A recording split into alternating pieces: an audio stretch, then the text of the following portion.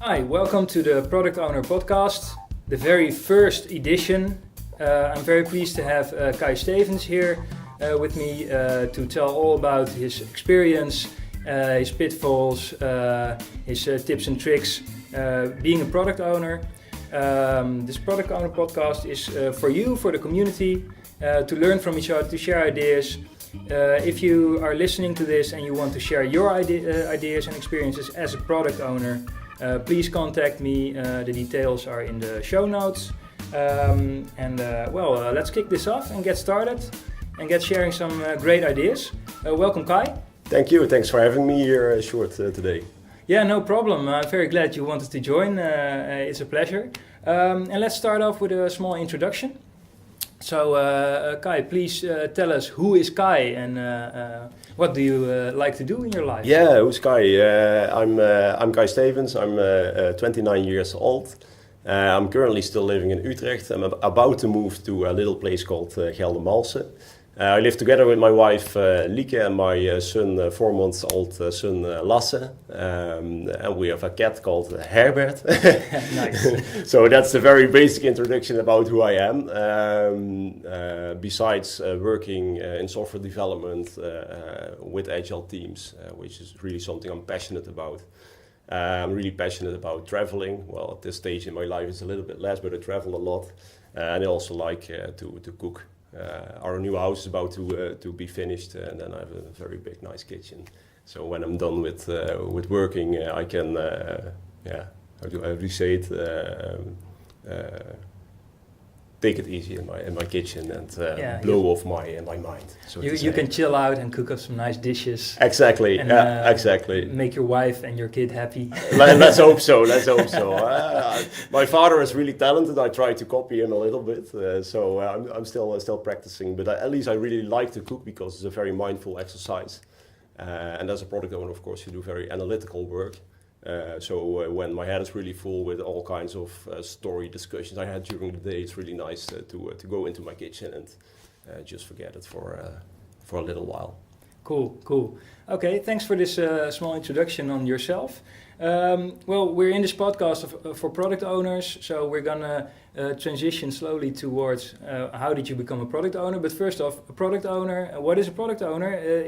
He lives in an agile environment, right? So yep. What is your experience with agile at the moment? How do you see the agile world? Yeah. Maybe it's nice to start off where I came from. I started, yes.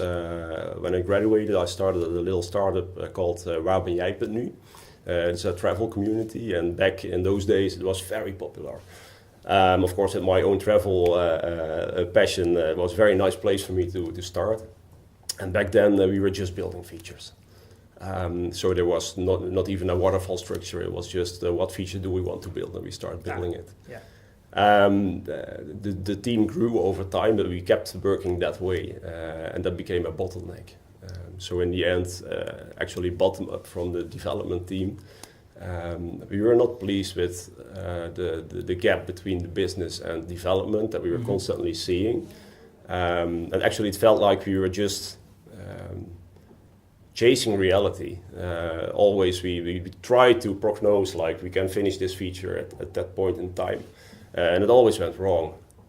Yeah. And the guys from business didn't understand how that could happen, and we didn't felt understood by the guys from the business. And at that point in time, I was a project manager, and I was in the middle of it. I was like the spider in the web. Yeah. So I really understood the developers. I also really understood the guys from the business. Mm-hmm. And then one day, one of the developers came to me and said, like, I heard about Scrum, and he came with the book of Rini, De Kracht van Scrum, The Power of Scrum. Mm-hmm. And he came to me and said, are you willing to read this book? And I said, okay, I'll read the book. So I read the book, and I became very enthusiastic about it because I saw exactly the pains that we were having back then. The nice thing about a very small startup is that you can just start the next day. So the next day we came in, we started daily stand-ups, we started doing sprint planning, we started estimating and story points. Back then we didn't really understand how that could work. It was like story points and it's abstract, and how does it work? But soon we started to see that it did work. The team got to know their philosophy. The guys from the business got more trust in what we promised, and that made a more constructive way of working. Yeah, so you basically started collaborating. Exactly. We started collaborating, and we started to get to a way of working that we started building the right things, but we also start to create a structure in our way of working that worked for both sides. And that's for me, that's the summary of why I'm so passionate about Agile. It's that it really brings people together. Yes. And that's what I've literally seen happening over there. And that made me really passionate about Agile. And speaking for myself, my own vision already during my study was to create awesome products. So my place in this universe always has been like the creation of the concept behind a product. Mm-hmm. During my study I also learned a bit of programming, a bit of designing. It was like a very broad study, but I always knew that I wanted to be in the place where it all starts.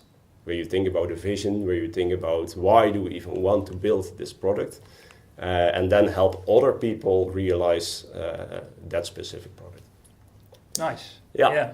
So basically, you were really starting with the individuals and interactions part from the Agile Manifesto, mm-hmm. and not just working software, but awesome software in your case, right? Yes. Or did you also work on non-software products? No, always. I've always been doing Agile within a software context. Okay. So I've never been outside of the software domain. Yeah, that's also good to know what the domain is that we're sharing knowledge in. Okay, so now we know a bit about your Agile stuff. So how did you actually become a product owner? And maybe, you already told a bit about that, but what is your career history as a product owner? So I started back at Waar jij bent nu, and it was a small startup. I think over time the product also kind of reached the maturity phase. So I just noticed that for me personally, I was reaching, the top level of what I could achieve over there. So in that time I started looking around. I really wanted to learn more about the product owner role, so I started Googling, product owner, and nowadays maybe you don't even, you can't believe that back in those days, I'm talking just 5 years ago now, there were very few product owner vacancies. So I started Googling and I found one. Okay. So if you Google today or look on LinkedIn, you see like 20, 30, 40, 50 current vacancies for product owners. So that grew amazingly the last years. Yeah. So if you're listening today and you're not a product owner yet, become a product owner, because there's lots of opportunities to have influence. Sorry to interrupt. No, but you're totally right. I have some friends in other domains like psychology. Psychologists could become a really great product owner because he can really understand how people think. Yeah. It's a sector in Holland that's going very, very less than the IT sector. Or any other sector where you can become a product owner. So I also advise them hey, it's a really nice function. Maybe you should consider it. Because there's a lot of work, a lot of demand for product owners right now. But back then there was only one real result I found near the place where I was living, and that was Enrise. And Enrise is a digital agency focused on technical solutions. So we don't do design. We do realize front end, so it's not that we only do the hardcore back end stuff, but we are specialized in API solutions, integration projects, things like that. And they were looking for a product owner, and they were really, really clear about the vision. Like we are convinced that the agile way of working, even for an internet agency, not having our own product but working for external clients, is the right way because you connect people. Yeah. So I went there for an interview, and that day I got the job because it was such a big match. It was I got a lot of energy from it, and they got a lot of energy from it. So I went to Enrise, where I started in 2012. And over there, also we were also still learning the right way of really applying Agile, because Agile is not about applying Scrum from a book. It's about really getting it into your DNA and thinking in a real Agile way. And in the past years, I joined that evolution within Enrise. And I think by now we really understand we are no longer just practicing Scrum. We really understand the do's and don'ts within an Agile context. And that's a bit how I evolved as a product owner. Of course, being product owner within a digital agency, working for external customers is a little bit different than when you work for a product organization. That means that certain parts of the role are a bit missing for me. Because I rely on an external client who does have mandate to make certain decisions, for example. Yeah, so if you're looking at the way I think Scrum.org describes the stages of a product owner, ranging from more like a business analyst to a mini CEO, increasing mandate over various steps. Where would you put yourself? I would say in the role that I'm having at Enrise, I would put myself more on the business analyst side.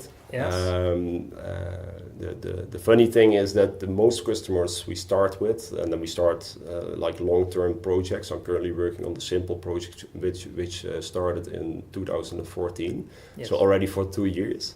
And when we had the first conversation with Simple about how we would approach the project from a process perspective, we told them we like to do it in an Agile way. And we told them we can explain you how that works. And they said, Agile, we heard about that, but we never really did an Agile project. So it's important to understand that the customers that I'm working with mostly start from zero with Agile experience. So I don't have the mandate myself, so I'm more on the business analyst side, but I have a big role in helping the person on the side of the customer learn how it works.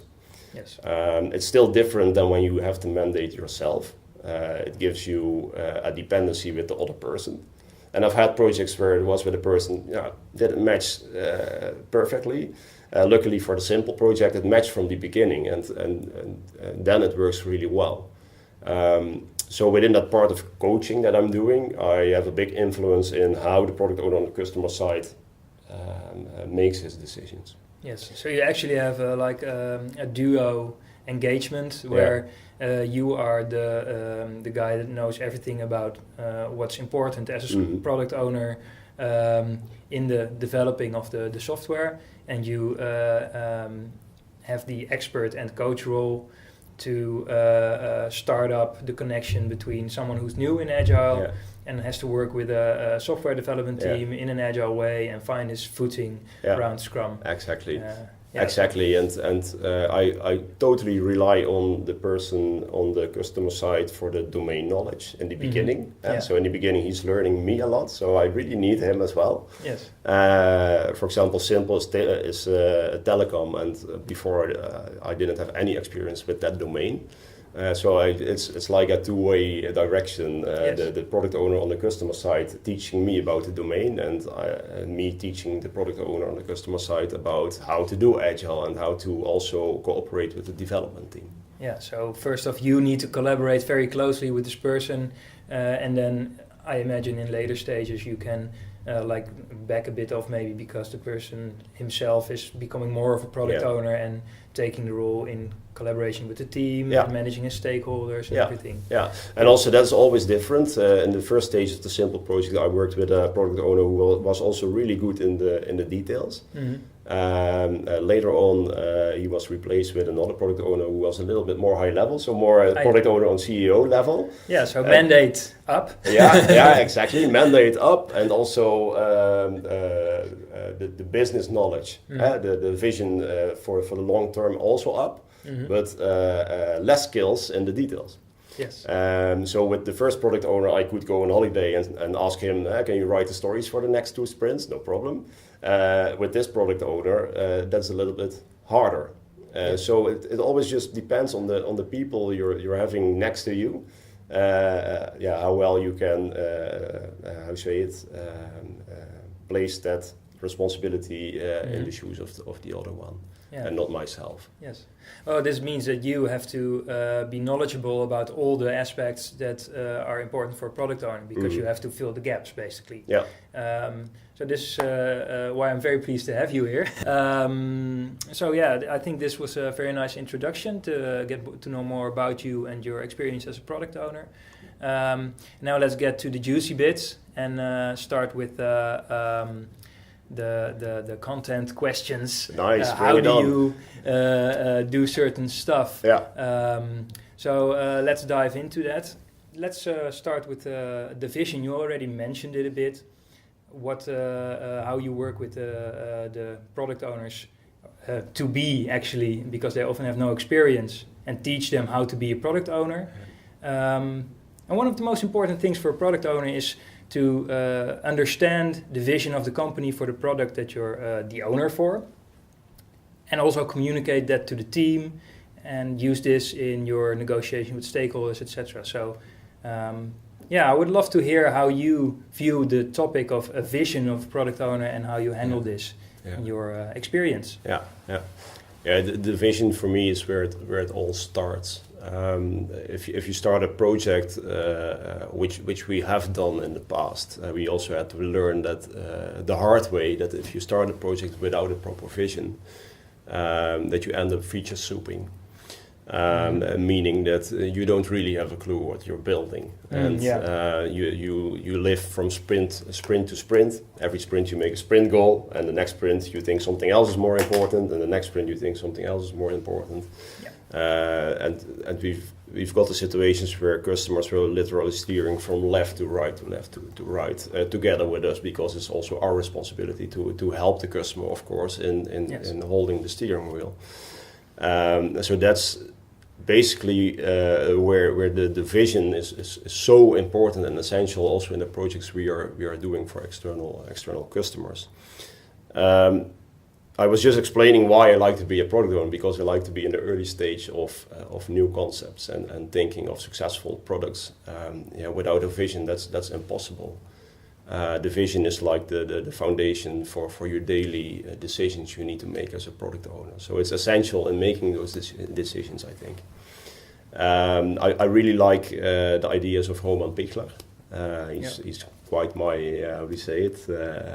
my example of a product owner who has a lot of knowledge on how to create a good product vision. And I really like to use his product vision board. So actually at Enrise, in a certain point in time, especially the larger projects, we literally create a product vision board. We make a very nice poster of it. We print it in A0 format, and we hand it over to the customer to hang it somewhere in the office. And that product vision board is like the foundation for the entire project. And such a project can last from half a year to over a couple of years. And over time, that product vision board hopefully is updated. So for me, the vision is essential. You can't miss it. But creating a product vision board is always, the customer always laughs a bit about it. Yeah, we know it, and no problem. We spent 1 hour, we make a poster. Okay, nice that you want a poster, you know. And then I'm like, okay, let's create a poster. Let's keep it low profile. And then already the discussion starts. You have a look at which customers do we target. Yeah, it's these and these and these. And then someone else says, yeah, but I think the other one is more important. And there you go. And then you end up with talking for over multiple sessions before you can finish the product vision board. Yeah, so you surface a lot of misunderstandings even between the customer you are servicing himself about who is going to use our product. Exactly. So imagine that a customer comes into Enrise and they say, I want this product. Mm-hmm. I want a zoo. And I know exactly which animals I want in that zoo. So there's not a lot of thinking to do any longer. And then we start talking and we come to the product vision board and they start shifting a target group. So they switch from target group 1 to target group 2 being more important. While target group 1 likes the lions more, target group 2 likes the elephants more. So the zoo is already changing within 1 hour. And so that indicates how important it is that before you start writing one single character of code, or even designing something or prototyping something, start thinking about that vision. And then start validating it. I've seen really small parts of a vision becoming a very big issue in a later stage of a project. So you should really validate every single piece of your product vision very carefully. Okay, and what do you mean by validate? You can validate it in multiple ways. You can talk with stakeholders, you can talk with customers, you can prototype. One very good question to ask is, if you have a vision, what is my biggest risk to make a success out of this product vision? That's a question that Roman Pichler also asks frequently. Yes. I actually find it a really good question. Lately I had a customer with an idea and he already wanted to build the idea, but he said, I need this group of people to convince them to work with my service. So I asked him, what is your biggest risk? So he told me that is my biggest risk. I'm afraid that I can't convince them, and without that group of people, my product will never be a success. So then I asked him the follow-up question: what do you minimally need to eliminate that risk? What do you need to be able to convince those people to join your idea? So he said, I guess if I have a design and I can make it in a clickable prototype, I'm pretty sure that I can convince them of my idea because I believe in my vision. So while we were already planning to start developing within a month or something, we just moved the plans away because we noticed that he was less far in validating his product idea than we thought. So we advised him to first make a clickable prototype. Which maybe for us is a little less interesting because it's like 3 days of work for our designer, while the development team would have been planned for 4 to 8 weeks on it. But we know, and that's a lesson we've learned in the past, that if we skip the step of validating your vision and we start building, it's very hard for us to end with a happy customer, even if we build the thing that he asked. Yes, because basically your vision when you start out is like a big assumption, right? Absolutely. It's an idea that, and because we live in an empirical world, in a complex world where we need to validate continuously what we are trying to achieve, the vision is what it starts with, is what I'm hearing you say. Yeah, exactly. And another advice that I try to give the customers that I work with is try to make your first product release as small as possible. Because the best validation of your vision is having it in production. Yes. Seeing real users using it, being able to gather feedback from them. And that's a really hard thing because big telecom providers, they need an entire platform. So it's an easy thing to say, but a very hard thing to achieve. Yeah, so what is the term we use for this in lots of communication around this is a minimum viable product, I guess. When I read or listen to other podcasts, I notice that there's a lot of discussion about this. Some people also said, you should name it the minimum viable experiment or whatever. And what's your idea about this? Do you use this in this validation process also? And how do you see...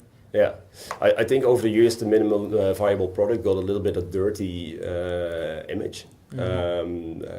Because it's seen as a hacky product that is actually not really production worthy, but you put it in there because you want to know. But actually, the minimum viable product is a really good way to validate your vision. But it doesn't mean that it's a hacky product per se. It depends on the type of customer we are having. A minimum viable product could be 3 months of work. That's not a hacky product. That's just a very well built product, but exactly for the first thing that we want to discover. I think minimum viable product.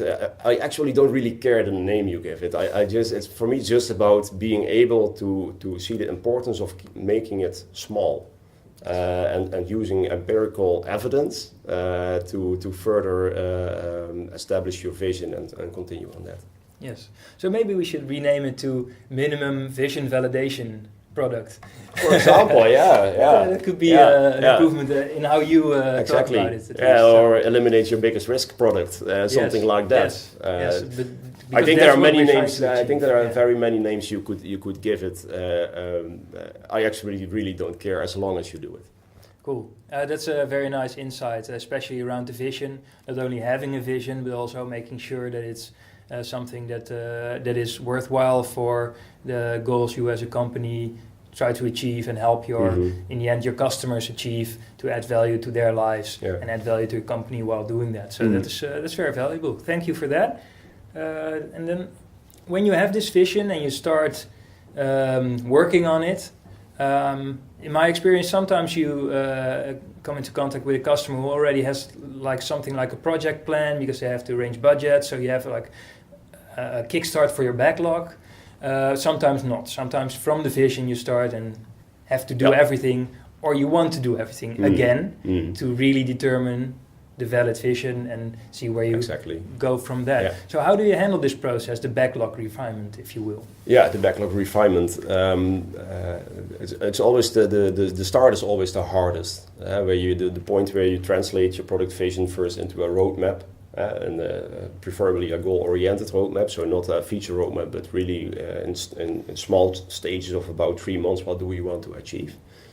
What value do we want to create, and then you translate it to the backlog for your first, say 3 sprints, preferably.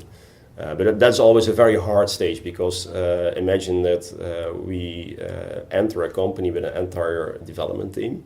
All those people are unaware of the domain we start working in. One time it's automotive, the other time it's telecom, or something totally else again.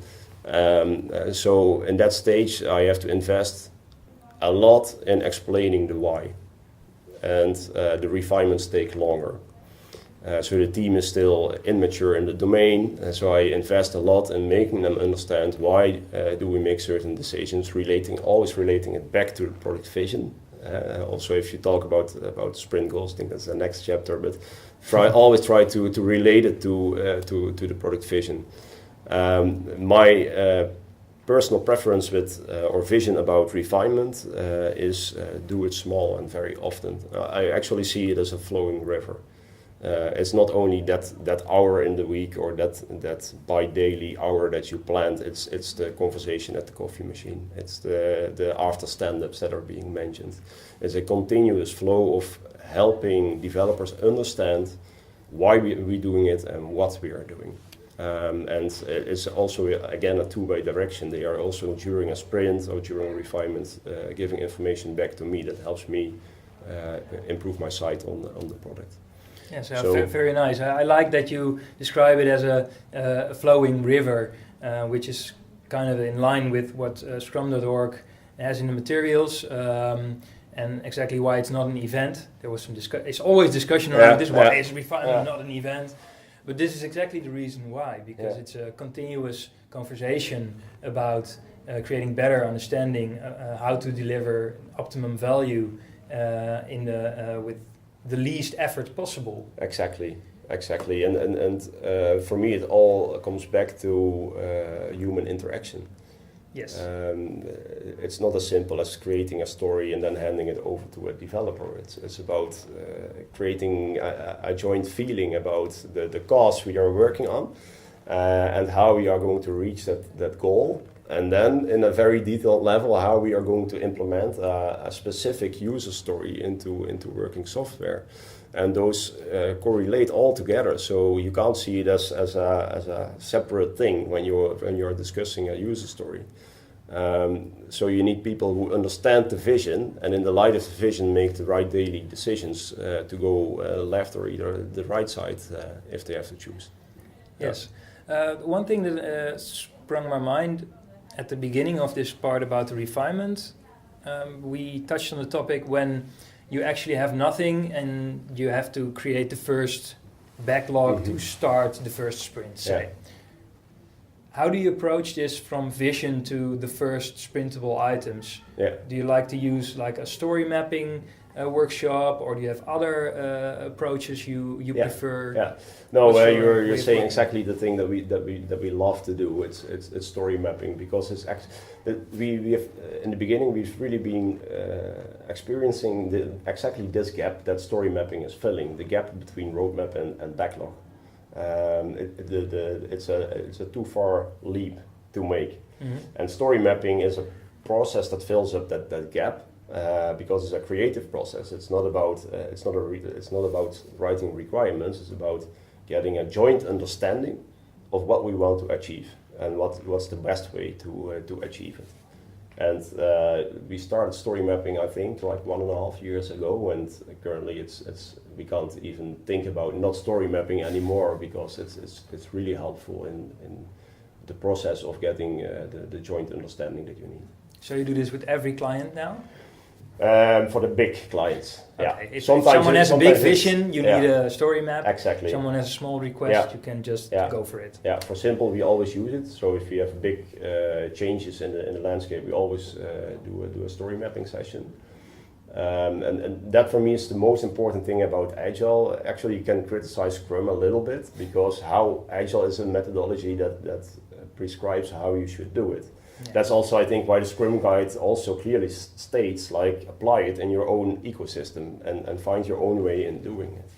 Well, we have several ecosystems, because we have very small clients and we have very big ones. So for each client, we decide the right process to use. Okay, nice. And you already mentioned a bit from vision to story map with goals and stuff. Is there also a specific approach you use for tying in like sprint goals, for instance, to the bigger vision and the roadmap you mentioned? Yeah, well, I tend not to use to make the sprint goal a topic that's too big, because it's actually a summary of what you want to achieve in a sprint related to your vision, and it's very important. You should keep doing it. One thing in particular that I find hard with the sprint goal is that we're doing complex integrations. That means that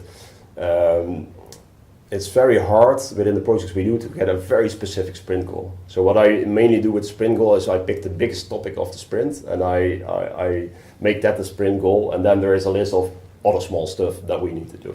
So that's the way that I handle that issue.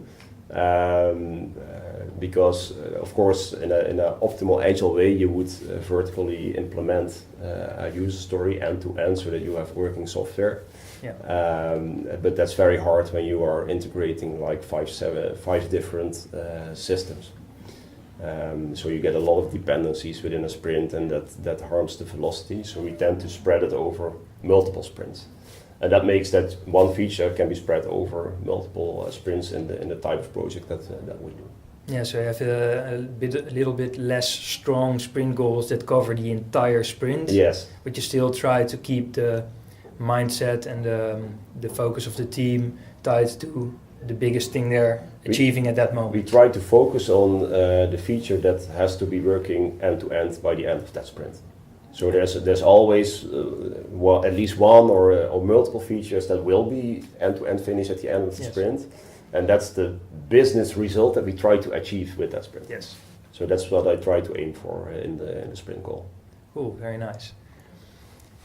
So you're already mentioning the business goals that you're trying to achieve for backlog management, which refinement is a part of. It's also advised to assign a business value.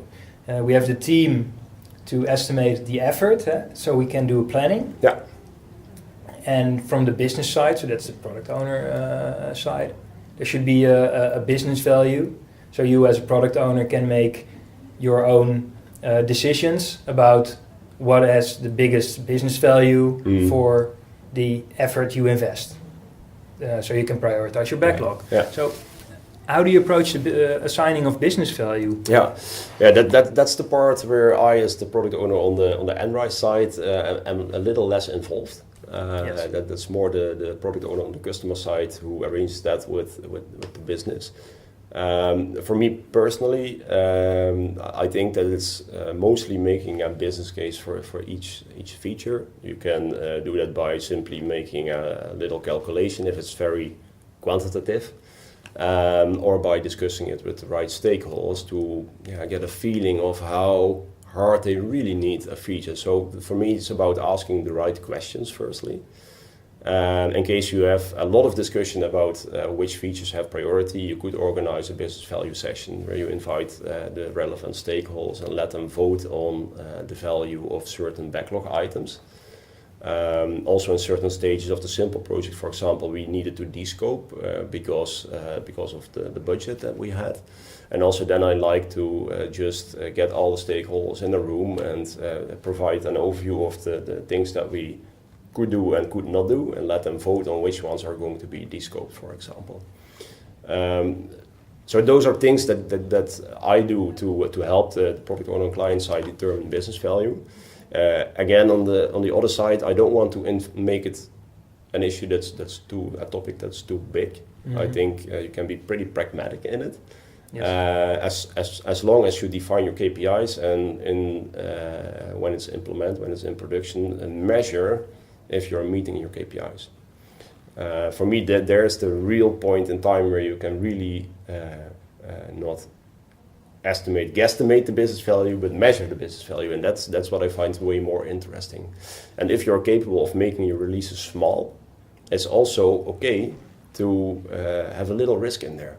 Yes. So you don't have to focus a lot of energy and time in doing complex stuff to determine business value. You can just make like a gut feeling almost, of course with a little more checking with stakeholders, etc. Implement a first version, which is like the most minimal thing that you need to gain the business value that you expect to receive, and then measure. And if the measurement is what you expected, you continue building. If it's not, you start focusing on something else that maybe delivers more value. Yes, well, this is a very important thing you mentioned, to actually not just have business value assigned to order your backlog, but also validate your, educated guess about what will provide user and business value, and also measure it. I think this is often a topic that is not really benefited from fully in a lot of agile teams, because it's easily forgotten to look at the results, and this is of course the essential part of the empirical process, to inspect what you have done and see if you have added the value that you hoped for. So I'm very glad that you're very conscious about it, and it's a very good tip, I think, for the listeners to not just think about business value, but also about validating business value. Yeah, and a tip that I could give to help you getting it into your system, because it's a different way of thinking, is determine your KPIs or key points of success or feature success points, you can call it several ways. Determine them before you start implementing. So before you start building the feature, ask yourself, when do I think, or when do we think that this product should be continued? What should we reach? Should we reach a decrease of customer service hours? Should we reach an increased turnover? Should we make our customers more happy because we're getting a lot of complaints currently? There are a whole lot of things that you could measure out there. But if you don't determine them on forehand, before you start building, it's very easy to forget it as soon as it's done, because then you're already thinking of the next feature to build. Exactly. So that's a tip to get it into your system. That's a very good one. I hope our product owner listeners will put this to their advantage.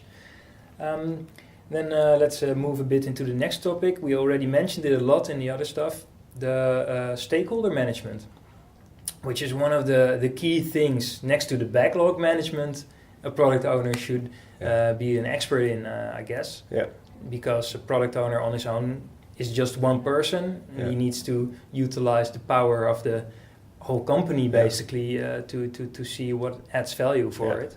Yeah. So how do you approach this, especially in your situation where you're working with the product owner that's being educated and taught and coached by you in all these companies that you're actually don't have a network in? You're saying exactly the thing that's very challenging for me is that I continuously enter a new organization. So you have to build up relationships. You have to scan the organization, like, hey, which kind of stakeholders do I have in here? And you have to determine for yourself, how am I going to approach these several stakeholders. There's a process that takes time, so you also have to accept that in the beginning you will have to fall a couple of times, like, oh shit, I should have involved this person more, I should have asked that person. That's a process, and also a process of, again, human interaction, getting a relationship together, understanding each other and gaining trust in each other. And for me, with stakeholders, trust is the key thing. If you don't involve them in the right way and enough, you will get a discrepancy within the trust area. They easily will think that there's not being listened to them. They will feel misunderstood. They think that the wrong features are being built. Well, you might exactly build the feature that they wanted, but it's just a feeling. You have to understand you're working with people, and if you involve them correctly, they have the feeling of cooperation. And that they are involved within the decision making of from vision level to even user story level. So the vision that we have within our projects is all stakeholders are welcome to involve as much as they would like. They are even welcome at our stand-ups within the development team. Mm-hmm. They are welcome in refinements. If I have a very specific topic that I know is very important for a certain stakeholder, I just invite him as a chicken to listen to the conversation, so that he also understands the process that the development team is also making in translating that to an implementation. I think that sometimes is helpful is for scanning the organization and getting to know your stakeholders and making a plan how to approach them, is the power interest grid. It's also something that Roman Pichler has again blogged about and inspired me to use. Because by using the power interest grid, you can actually, based on the power and the interest, so the power that the stakeholder has within the organization and the level of interest he has in the project or the product that you're building, you can define how you want to approach him. So you have people with a lot of power and low interest. You don't invite them to a refinement because they will be sleeping within 1 minute. But they do have the power to end the project if they don't like it any longer. So you have to make a plan on how to get that person positively engaged with the project while he's not really interested in spending a lot of energy in it. Mm-hmm. So those kind of stakeholders, it's best to manage them one-on-one. Just have a chat with them, drink a cup of coffee, approach them at the coffee machine, ask them how they feel today, and at least once every month, have a chat with them to make sure that they understand what you're doing. You also have stakeholders with very little power but a lot of interest.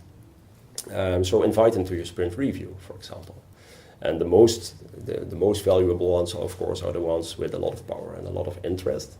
And those stakeholders I like to involve on a daily basis. For example, the product owner on the other side, for me at the customer, is such a stakeholder who is so interested and also engaged with the project that you involve him every day, of course, because he is the co-product owner. But there are more of those kind of stakeholders that find a place for them within the project so that you get them close. Because they like to be close and they can provide very valuable input.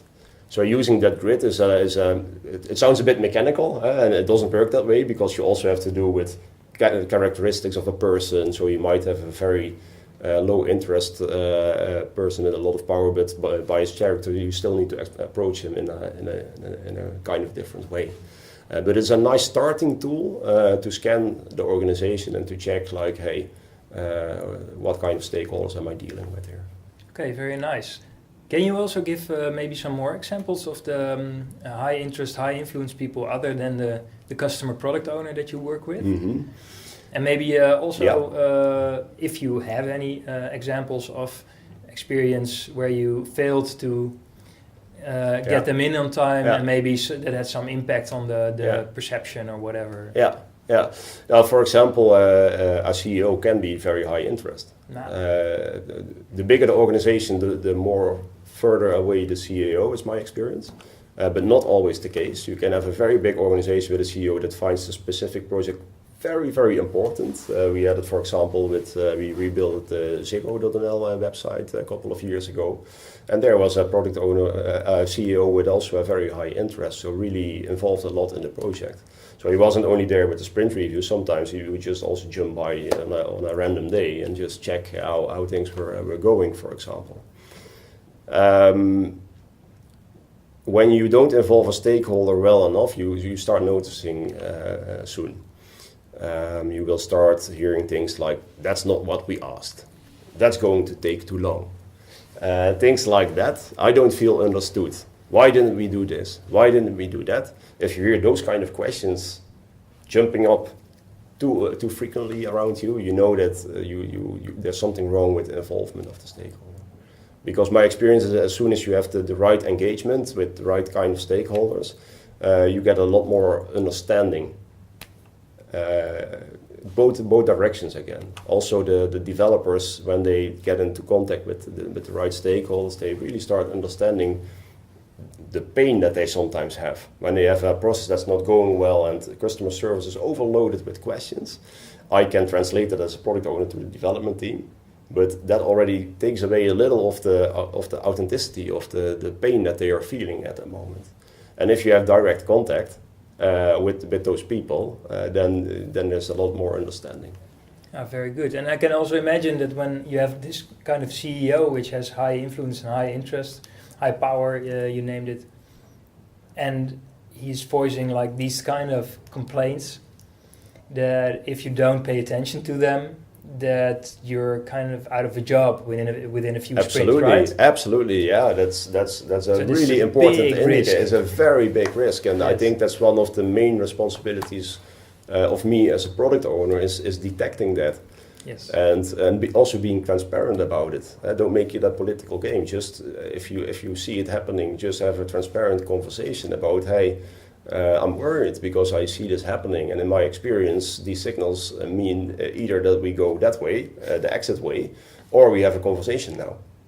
And that's one of my biggest lessons learned, is if you have difficult conversations, have them as quickly as possible.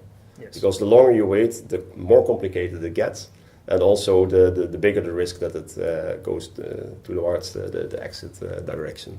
Yes, don't stick your head in the sand, because you will suffocate sometime in the future. Yeah, exactly. We're not ostriches all. Yeah, exactly. Yeah, really important.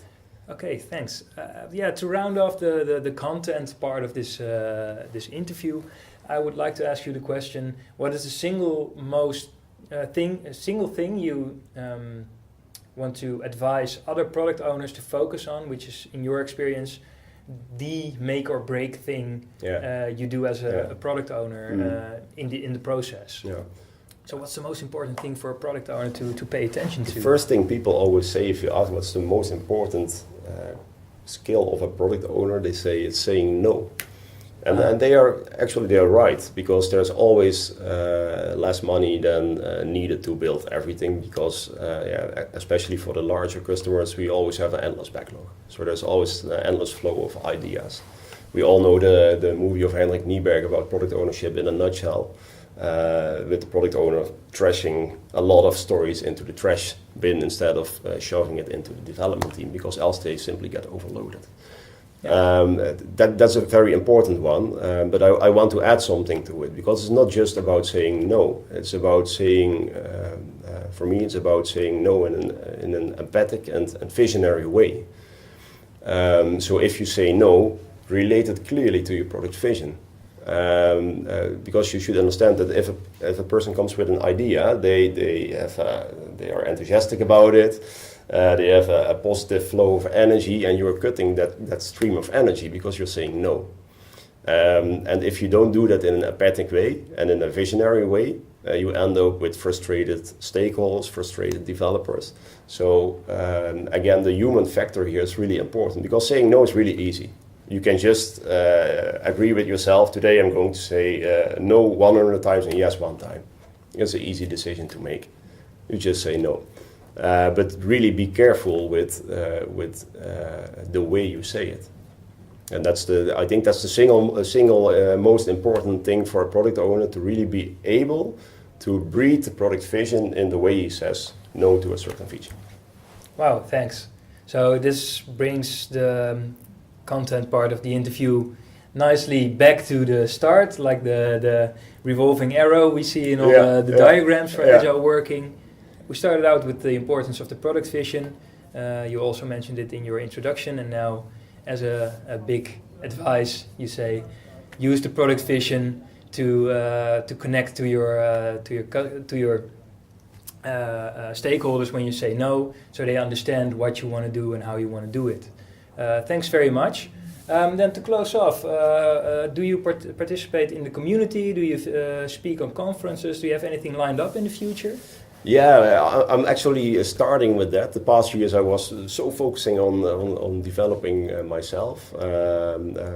In May I did a Meesterschap in Scrum session here within Pro Awareness. That actually for me was a first experience with sharing my knowledge. Yes. And I really like to share my knowledge within the product owner community, because it also teaches me again a lot to hear the responses on that. So I would like to do more of that. It's also in my personal development plan to do more.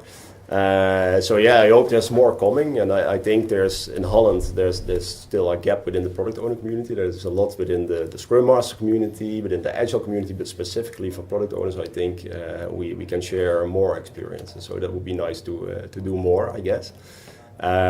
Besides speaking, I really like to blog about daily things that I experience within my position. I blog on LinkedIn and also on the Enrise.com website, so you can find me over there and read a little bit more about my vision of being a product owner and working in an agile environment. Cool. And do you also actively participate on Twitter, for instance, or stuff like that? Can we find you there? I'm quite really passive on Twitter. We live in a society in which you get so many impulses. I try to reduce it to the platform that I prefer. That's LinkedIn. So you can find me over there, and you can find me on Twitter if you search very well. It's not at Kai Stevens, so good luck with finding me. But yeah, you won't find much over there. Okay, so there's not much going on there. If people want to interact with you, go to enrise.com or LinkedIn. Yeah, find your profile. That's the way to Kai Stevens, to find me. product owner. Is there only one Kai Stevens product owner? Do you know of this? I'm not sure. I should check myself. we'll put the link to the right profile in the show notes, and also see if we can link up some of the other stuff you mentioned, like the Roman Pickler tools and the book by Rini van Solingen that you started out with. So yeah, I want to thank you for sharing all your knowledge and being the first ever participant of the Product Owner podcast. It was a big honor to be the first guest in your Product Owner podcast, and I really enjoyed having this interview. So thank you too. Okay, and I'm looking very much forward to any reactions we get, questions. I hope people can use this, and also want to provide, if you're listening, some feedback to us, what you found useful and what could be better in your opinion, because we're starting out with this, also trying to improve it continuously. So thanks for listening, if you made it this far, and hope to see you for the next podcast. So Kai, should we say goodbye together? Yeah, okay. 3, 2, 1. Goodbye.